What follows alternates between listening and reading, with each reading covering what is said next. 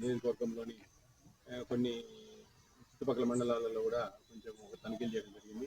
ముఖ్యంగా AP state food commission అనేది ఈ civil supplies, anganwadis, PDS public distribution system, అలాగే welfare hostels, mid day meals ఇవన్నీ కూడా పర్యవేక్షిస్తుంది.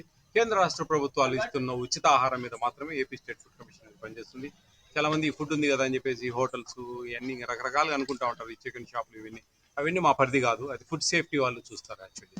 అట్లాగే ఈరోజు జరిగిన ఈ కార్యక్రమాలలో కొంచెము ముఖ్యంగా ఈ హాస్టల్స్లో కొద్దిగా ఆ మనీ కొంచెం సరిపోక వాళ్ళు కొంచెం ఇబ్బంది పడుతూ ఉన్నారు. వాస్తవంగా కొన్ని మిస్ అవుతా ఉన్నాయి. కౌతాల మండలంకి వెళ్ళాము, అక్కడ కూడా కొంచెం రేషన్ షాప్స్ అవి ఇవి ఈ డబ్బా పెట్టిపోయడం ఇలా జరుగుతూ ఉన్నాయి. ఈరోజు కూడా ఈ మన ఆదోని టౌన్లో ఈ డబ్బా పెట్టిపోయడం, ₹20 తీసుకోవడం, దానివల్ల ఒక కేసు బుక్ చేయడం జరిగింది. ఇట్లా ఖచ్చితంగా ఏదైనా సరే మాకు స్పష్టంగా మీరు ఏదైనా సరే వీడియోల రూపంలో సాక్ష్యాలుగా పెడితే కనుక మేము ఎక్కడున్నా కానీ దాని మీద చర్యలు తీసుకుంటాం. ఆ వాట్సాప్ నెంబర్ 9490551117 అనే నెంబర్కు చిన్న వీడియో రూపంలో వస్తే ఖచ్చితంగా చర్యలు తీసుకుంటాం. పర్వాలేదు, బాగానే ఉంది, అవేర్నెస్ వచ్చింది చాలా మందికి.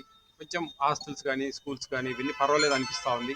ఇంకా ఏమైనా లోపాలు ఉంటాయని అధికారులు ఎక్కడ కూడా ఈ భోజనాలకు సంబంధించినవి, పేదవాళ్ళకి ఇచ్చే ఆహారము వాటి మీద కక్కుర్తి పడకుండా కొంచెం జాగ్రత్తగా చేసి వాళ్ళకు న్యాయం చేస్తారని మనస్ఫూర్తిగా కోరుకుంటాను. థ్యాంక్ యూ అన్న.